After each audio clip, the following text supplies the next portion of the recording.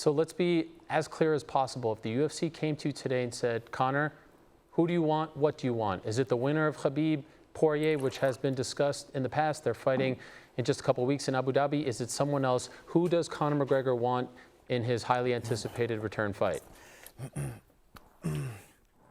In the return fight, you know, I want my world title back. I want that redemption. The camp was incorrect. I learned so much on that. And look, knowing the commitment I had in that camp and knowing the performance I put on, you know what I mean? He ran away around that. He ran away for that first round, Ariel. He didn't throw a punch. He shot for the legs before he threw a punch. The first round, I should have been talking to Herb. He says he was talking to me in the cage. There wasn't a whisper out of him until he ended up in a dominant position. And the only reason he ended up in that dominant position because I walked around with disrespect towards him because he was just running around the cage. I switched off at that millisecond. He got that lucky shot. Even after he got the lucky shot, although it was a beautiful shot, even after he got the shot, I bounced back up and engaged. What did he do? He shot again. But whatever, there's many great things that I can take from that. And I can come back and avenge that. But I'm not going to wait around. I'm not whatever, whoever. If you're asking me whoever. If Dustin goes in and does it, Dustin. If Nate.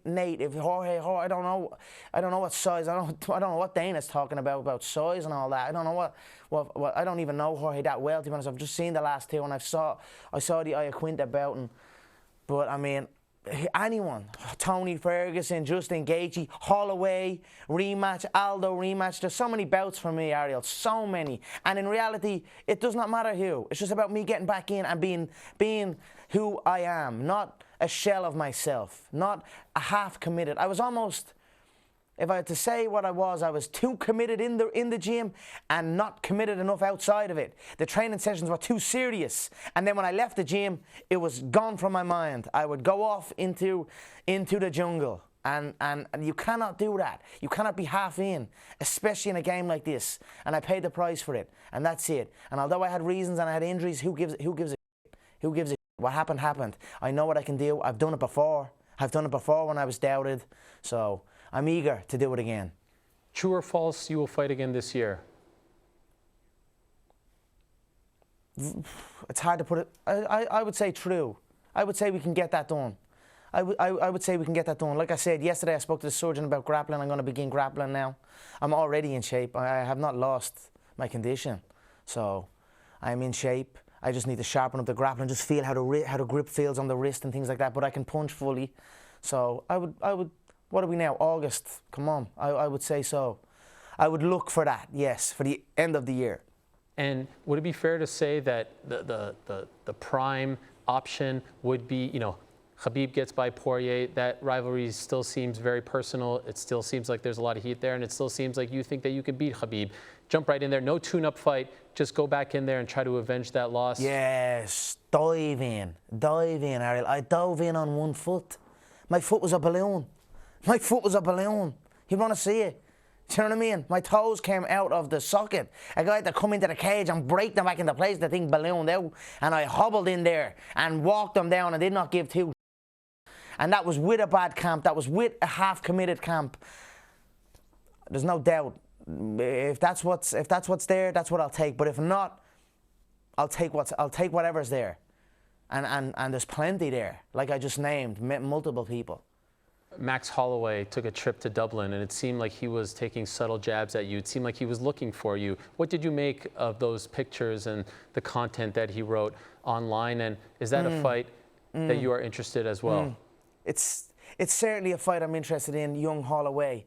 I mean, you saw it's not as easy as you think to move up a division and to challenge for the second world title. You saw that with young Max.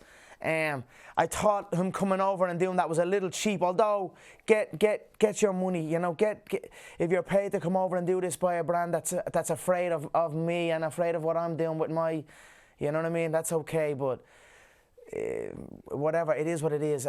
Again, there's another moment where I'm almost reacting to the bait. I'm like, hold on, I need to just.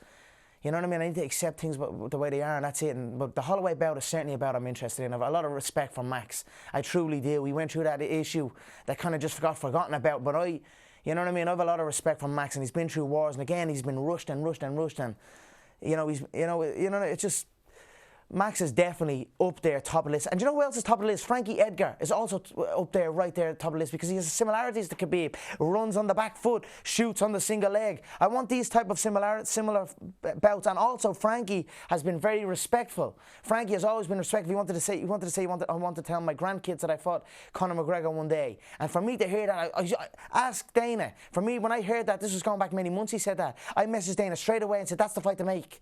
And even though he lost the bout to Max in a close bout, and I don't care about that. Wins and losses in this game don't mean anything. It's the stories we are all on, the journeys we are all on. That's why sometimes when things get a little bit personal, it does hit harder.